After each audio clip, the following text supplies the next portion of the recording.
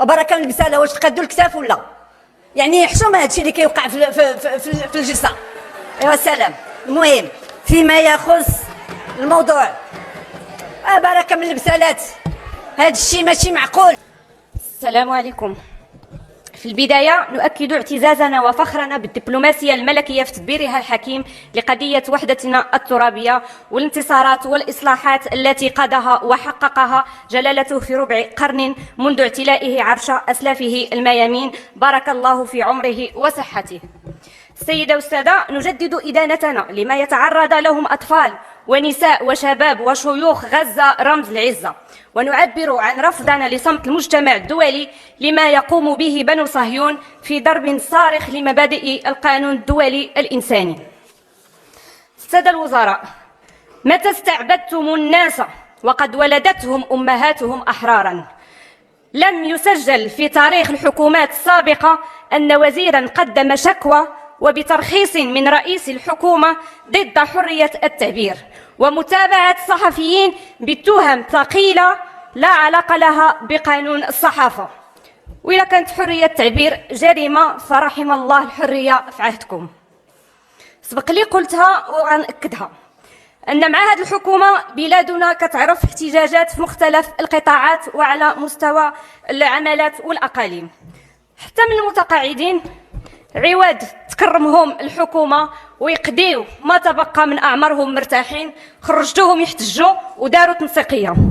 ما بقى لكم إلا الموتى، ما لقيتو لهم جهد، أما حتى هما تفرضوا عليهم ضرائب سنوية على المقابر. هذه فلتات لكم. اليوم غير مقبول وغير معقول أن العديد من المتقاعدين موقفة معاشاتهم وما كيتخلصوش دون معرفة السبب. حرام متقاعد في ناحيته وساهم في بناء الإدارة العمومية اليوم كيشد 300 درهم تقاعد، وإلا توفى كتبقى 150 درهم لذوي الحقوق. حكومتكم مع الأسف ما كتفهمش لغة الإشارة وكتساهم في زيادة الاحتقان. في الوقت اللي كتبشحوا بأنكم حكومة اجتماعية كنلقاو البطالة ارتفعت بشكل غير مسبوق في صفوف الشباب، سواء حاملي الشهادات أو بدون شهادات، وزيد عليها نسبة التسول اللي غادية وكتزاد. خرجتوا الشعب كامل يسعى. المغاربه راه ما كيرضاوش ومفاوتين بعضياتهم غير بالصبر ومطبقين المقوله ديال الفقر والشجاعه والتشبث بالكرامه وعزه النفس. بالله عليك، الناس خدامه في مؤسسات عموميه لازيد من 12 ساعه في اليوم وكتشد 1000 درهم في الشهر.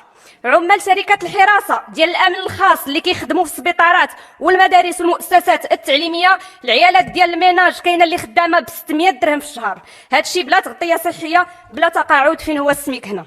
اليوم خاص الرقابه على الصفقات العموميه وشركات المناوله اللي كتربح هاد الصفقات وكتخلص هاد العمال باجور هزيله لا تحترم الحد الادنى من الاجر. وكيف يعقل واحد خدم في برنامج اوراش مؤقته 4 شهور وخدا السميك ودار لا سينيسيس، والعمال العرضيين وعمال الانعاش كيشدوا 1500 درهم في الجماعات الترابيه وما عندهم تغطيه صحيه، وكاين اللي دوز 30 عام في الانعاش وما عندوش تقاعد وكيتم الطرد ديالو بدون سند قانوني. كتحكموا عليه بالاعدام لان امراه عندها 50 عام ما عندها فين تمشي. ونتاسف لمحاوله الحكومه دمج كنوبس مع لا سينيسيس في ضرب لمكتسبات الطبقه العامله من موظفات وموظفي الاداره العموميه ببلادنا. هذه الحكومه ما عندهاش نيه الاصلاح مع الاسف، لان الحكومه اللي عندها نيه الاصلاح هذه الحكومه ما عندهاش نيه الاصلاح مع الاسف، والحكومه اللي ما عندهاش نيه الاصلاح عليها ان ترحل. والشعب المغربي المظلوم اللي جوعتوه وقهرتوه اليوم يردد دعاء هنردوا عليكم: اللهم أنت حسبي في من ظلمني، وأنت حسبي في من ذلني، وأنت حسبي في من آذاني وخذلني، وأنت حسبي في من قهرني، فحسبنا الله وكفى به وكيلا. فهنيئا لكم. شكرا السيدة النائبة المحترمة. السلام عليكم. السيد الرئيس المحترم، أنا بغيت نبدأ بواحد النقطة أساسية، أنه الرئاسة ديال هذا المجلس الموقر خصها تسهر على السير العادي والسليم للجلسات ديالنا، حيث لا يسمح لأي نائب محمي بشي أغلبية كانت أن يتطاول على الزملاء ديالو. هاد المتدربين، مع كل احترام المتدربين، ما يمكنش يتطاولوا على الأساتذة اللي 40 عام وهم واقفين في المدرجات وفي المختبرات ديال البحث. وبركه من البساله، واش تقادوا الكتاف ولا؟ يعني حشومه هادشي اللي كيوقع في الجلسه. ايوا سلام. المهم فيما يخص الموضوع بركة من البسالات، هذا الشيء ماشي معقول، ماشي معقول. ما تكلميش معايا، ما عندكش الحق تكلمي معايا ولا تقفي. لا الحمايه بالحميه ديال الاغلبيه. اسمح لي وسيري دربي وكملي العمل ديالك، وديك الساعه اجي تكلمي وغادي تفهمي المعنى ديال الانتقاد شنو هو. اسمح لي. تفضل السيده النائبه. السيد الرئيس عافاك، يمكن لك تحبس هذا الشيء هذا. تفضل السيده النائبه. ما عندكش الحق، احسن لك تسكتي وتعرفي شنو هو المكان ديالك. السلام. ولا ما عرفتوناش، حنا راه عارفينكم. السلام. كيفما كان الحال السيد الرئيس، دابا واحد الوقت ضيعناه وكان نسمح من السيدات والساده النواب. فيما يخص الميزانيه ديال هذه السنه الموضوعه، ملي تنشوفوا الجدول الالف تنشوفوا بانه الحاجيات الاجماليه لتمويل الميزانيه ديال الدوله راه خصها 188.5 مليار ديال الدرهم. ولهذا كنقولوا بان الوضع صعب وخاص التدبير ديالو يتم بتحديد الاولويات. اذا كانت الماليه العامه ستصرف بالشكل التالي، يعني المواد العاديه، الاقتراضات، التمويلات المبتكره، اعتمادات اضافيه.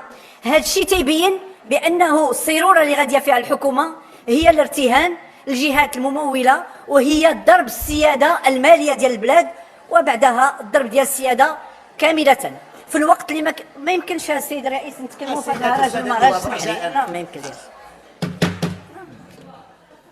وعلى الاقل نحترموا الزميله ديالنا ونستمعوا. تفضلوا.